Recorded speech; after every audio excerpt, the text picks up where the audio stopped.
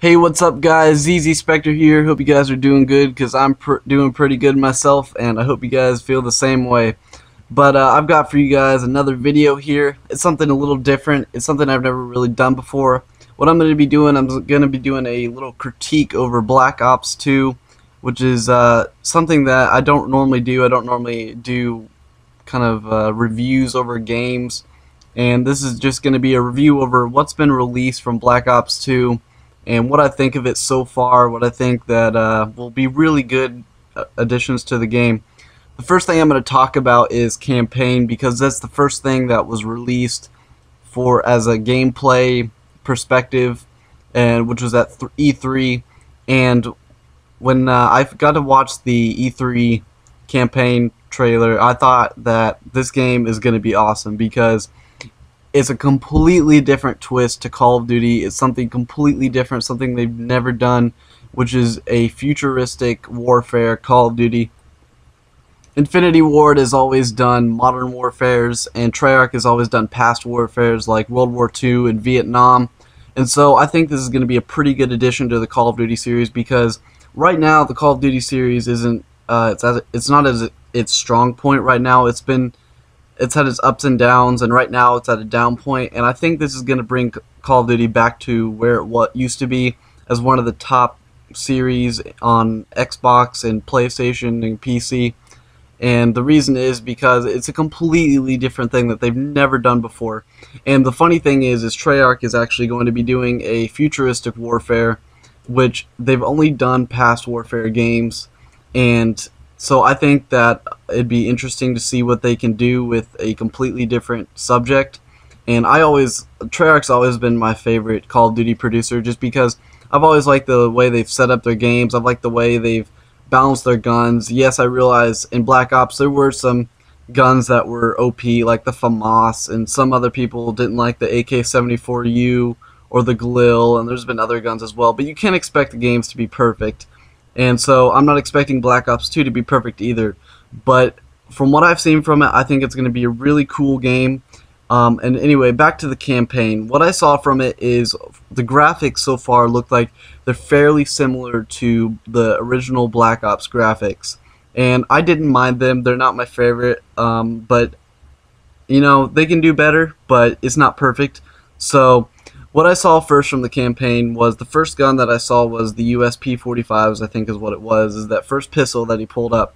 And it looked really bulky, but I thought it was going to be a really cool addition to the game because that thing looks like it can deal some damage. So it'll be interesting to see what it does and how they play out the different size, because a big pistol like that is not going to be carrying the same, I guess, caliber. I don't know why they would increase the size of the gun to have you shoot the same caliber. So it'll be interesting what they do with that. But one of the first things I saw from the campaign is the Type 95, and what they did different with it is they made it a fully auto assault rifle. And in Modern Warfare 3, it was a 3-round burst assault rifle. They've always done this before with Infinity Ward and Treyarch. They've had trade-offs with a gun. In Modern Warfare 2, there was the FAMAS, which was a 3-round burst weapon, and in Black Ops it was a fully auto weapon. So they've always had this little pattern going on where they switched off the guns with fire rates and whatnot and traded off the iron sights. So it'll be interesting to see how they redo the Type 95, because the Type 95 to some people was considered OP in Modern Warfare 3. So it'll be interesting to see what they do to bring the fan base back because of certain things. One of the next things I saw in the campaign that I thought was really interesting is something that they've never done before. It's something that Call of Duty, it's new for it in the campaign. It's the ability to choose your route. They've never done this in any other Call of Duty. It's always been the computer tells you what to do and you do it. But one of the things I noticed from the campaign is that you were up on a bridge and you had two options. You had the option to rappel down and shoot people on the ground, or you could stay up on the bridge and snipe people. And I thought that was a really good addition, because in all the Call of Duty campaigns, you've always had to do one specific thing in each mission, and then you had to do it. This gives a little bit more option and diversity, and that's something that I like. Now, I'm sure after you complete these two tasks, or one of these two tasks, you'll end up in the same point in the mission, and it won't change too much, but it gives you a little bit more option, and that's one of the things that I like about it. Now on to the multiplayer. The multiplayer trailer was released a couple days ago, and this is something I didn't know. I had no idea that they were releasing a multiplayer trailer, and so I was really excited to hear about it. And so I went to go watch it, and I noticed that they're bringing back a lot of things that they did in World at War. And one of these things that they did in World at War was they had bolt-action rifles, and what you were allowed to do with them is you could take a sniper scope and put it on or off the weapon in your creative class and make it a completely different weapon. And that's something that I noticed that they're doing in Black Ops 2 is there was a bolt-action rifle and it had no scope on it. And I imagine that they're going to allow you to put scopes on it to turn it into a sniper rifle. And what I like about that is that it gives you a little bit more options. It changes the game up a little bit, makes it a little bit different, keeps people a little more interested. And so that's something that I like from it. Another thing that I noticed from multiplayer is a gun that had a kind of a rectangular box sight on it. It looked like a red dot or a holographic sight, and what I'm thinking that they're going to be doing for it is I thought I saw other red dot sight weapons, and it looked like they're going to bring back the custom reticles again, which is something that was really cool. A lot of people liked it. I never really changed around my reticle that much. I always stuck with the regular red dot sight, but you know, a lot of people like the customization options for that. And I think that's something that Black Ops hit the nail on the head with. So next thing I saw in the multiplayer was a riot shield, or at least that's what I thought it was. And it was a guy carrying around what looked like a riot shield, and it had a square rectangular hole in the middle of it. And what he did is he carried it around, and then he set it on the ground, and then he stood behind it, and then he held up an assault rifle or an LMG, and he put it through the hole of the riot shield, and he started shooting through it. Now this is an interesting addition that I always thought that they should have done in the past Modern Warfares, which is something that you could use to shoot around the riot shield like a pistol or something, because that's what actual SWAT people do, is they hold the riot shield with one arm and then they have a pistol or something with the other and shoot around it. Now I'm sure they did this, they avoided this to avoid doing something and making it OP.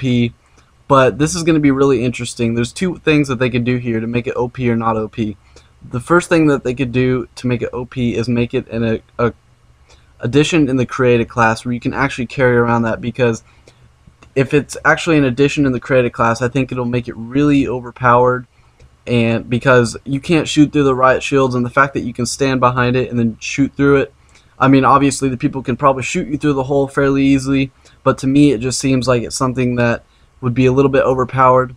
Now the second thing that they could do to make it not overpowered is make it a kill streak, like a 10 or 15 kill streak that you obtain from a care package. If you did this, it would make the kill streak way less overpowered because it's something that you actually had to achieve. And so that's something that I thought would be a really good addition to the game.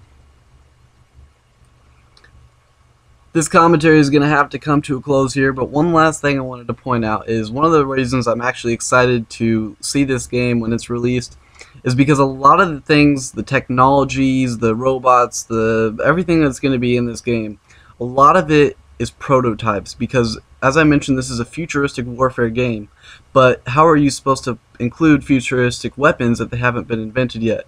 What a lot of Call of Duties have done is they've went to the military to kind of ask them questions about the guns, so that way they could get the designs right, get the calibers of the weapons right, the magazines, all that stuff.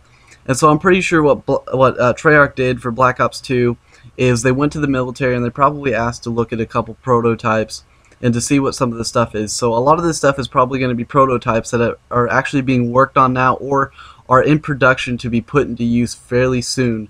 Because remember, Black Ops 2 is only, I think it's from 2025, which is only like 13 years in the future. So that's not very far away. So a lot of this stuff is probably right around the corner and stuff that you'll see the military using. So that's another thing that I'm really excited to see when this game is released, to see what kind of stuff that they're actually inventing and to put into use in the military. But anyway, guys, this video is going to be coming to a close here. I'm done talking right now, so you guys don't have to listen to my voice anymore. Thank you guys for watching the video. Make sure you give it a like because that makes me really happy. Please make sure you leave a comment and ask me some stuff, like some series ideas that you might want to see me do, because I'm okay with doing any kind of series, whatever keeps you guys entertained, because that's my goal here. And I hope you guys enjoyed the video. Please like it and subscribe if you liked it, and see you guys. Mission accomplished. Good work.